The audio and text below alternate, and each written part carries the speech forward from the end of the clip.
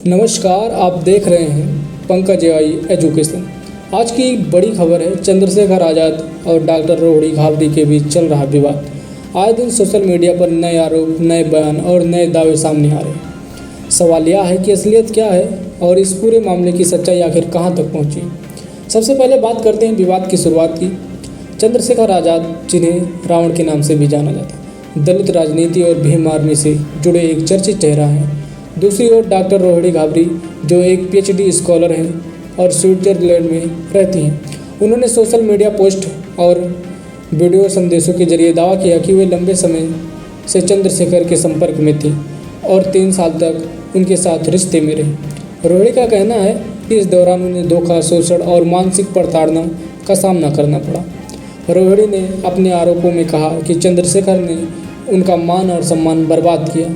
उन्होंने दावा किया कि चंद्रशेखर ने अपनी शादी की सच्चाई उनसे छुपाई और इस तरह न सिर्फ उनके बल्कि कई अन्य लड़कियों की इज्जत से भी खेला। सोशल मीडिया पर साझा किए गए स्क्रीनशॉट और कथित वीडियो कॉल्स में उन्होंने यह दिखाने की कोशिश की है कि चंद्रशेखर अक्सर भावनात्मक दबाव डालते थे। हाल ही में उन्होंने एक पोस्ट लिखी जिसमें लिखा था, इतनी जल्दी नहीं मरूंगी, तुझे मार के मरूंगी। इस पोस्ट के साथ उन्होंने एक तस्वीर साझा की जिसमें चंद्रशेखर एक अन्य महिला के साथ नजर आ रहे थे। हालांकि उस महिला का चेहरा इमोजी से ढक दिया गया था। रोहिणी का कहना है कि सच्चाई समाज में छिपाई जा रही है। इतना ही नहीं, उन्होंने यह भी आरोप लगाया है कि चंद्रशेखर स्विट्जरलैंड से उनसे शराब की बोतलें मंगवाते थे और उनकी निजी जिंदगी से जुड़ी कई बातें जनता से तक छुपाई गई। एक और बड़ा आरोप है कि भारतीय जनता पार्टी और गृह मंत्री अमित शाह चंद्रशेखर को बचा रहे हैं। इसके लिए उन्होंने सीधे उन्हें एक्स पर टैग किया और सवाल उठाए। अब सवाल है कि चंद्रशेखर का पक्ष क्या है। मीडिया रिपोर्ट्स के अनुसार चंद्रशेखर ने इन सभी आरोपों को बेबुनियाद बताया और मानहानि का हवाला देते हुए रोहिणी के खिलाफ FIR दर्ज कराई। हालांकि उन्होंने अब तक इन आरोपों का विस्तृत सार्वजनिक जवाब नहीं दिया, लेकिन इतना साफ है कि वे इन पोस्ट और बयानों को अपने खिलाफ एक सोची समझी साजिश मानते। यह विवाद जैसे जैसे आगे बढ़ा वैसे वैसे और गर्माता गया। रोहिणी ने बार बार कहा कि उनका जीवन बर्बाद हो चुका है और वे अब चुप नहीं बैठेंगी।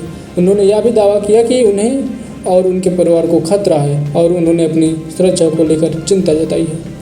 वहीं उनके माता पिता का कहना है कि उनकी बेटी को न्याय मिलना चाहिए और सरकार को इस मामले में दखल देना चाहिए। इस प्रकार पूरे प्रकरण में कुछ अहम सवाल उठे हैं। क्या रोहिणी द्वारा लगाए गए आरोपों के पास ठोस सबूत हैं?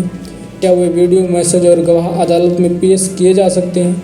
अगर आरोप झूठे साबित होते हैं तो यह मानहानि का गंभीर मामला बन सकता है, और अगर आरोप सही पाए जाते हैं तो यह न केवल एक बड़े नेता की छवि पर धक्का होगा, बल्कि महिलाओं की सुरक्षा और न्याय की लड़ाई का भी एक बड़ा मुद्दा बनेगा। राजनीतिक संदर्भ में यह साफ झलकता है कि चंद्रशेखर राजनीति में सक्रिय हैं और उनकी छवि दलित आंदोलन के चेहरे के रूप में देखी जाती है। ऐसे में उनके खिलाफ उठ रहे आरोप रंग भी लाते हैं, राजनीतिक रंग भी ले सकते हैं। सवाल यह भी है कि क्या यह विवाद एक निजी मामला है या इसके पीछे राजनीतिक मकसद छिपा हुआ है। फिलहाल अदालत और जांच एजेंसियां ही तय करेंगी सच्चाई किसके पक्ष में है। अभी तक कोई ठोस निष्कर्ष निकला नहीं है, लेकिन यह विवाद इस समय सोशल मीडिया पर बेहद गर्म है और हर दिन नए पोस्ट और नए आरोप सामने आ रहे हैं। तो दर्शकों, क्या थी चंद्रशेखर आज़ाद और रोहिणी घावरी के बीच चल रहे विवाद की पूरी कहानी। एक तरफ गंभीर आरोप, दूसरी तरफ मानहानि के दावे और बीच में सच और झूठ की जंग। आने वाले दिनों में अदालत क्या कहती है, जांच में क्या निकलता है और दोनों पक्ष किस तरह सामने आते हैं, इस पर सबकी नज़रें टिकी रहेंगी। आपसे हमारी अपील है कि किसी भी पक्ष के दावे को आंख मूंद कर सच न मानें। तथ्य और प्रमाण सामने आने तक अफवाहों से बचें, सच्चाई का इंतजार करें। हम इस मामले की हर अपडेट आप तक पहुंचाते रहेंगे। अगर आप चाहते हैं कि अगली सुनवाई और राजनीतिक प्रक्रियाओं को भी विस्तार से कवर करें तो हमें कमेंट सेक्शन में ज़रूर बताइए। इस वीडियो को लाइक और शेयर करना ना भूलें। चैनल को सब्सक्राइब करें ताकि हर बड़ी खबर सबसे पहले आप तक पहुँच जाए। धन्यवाद।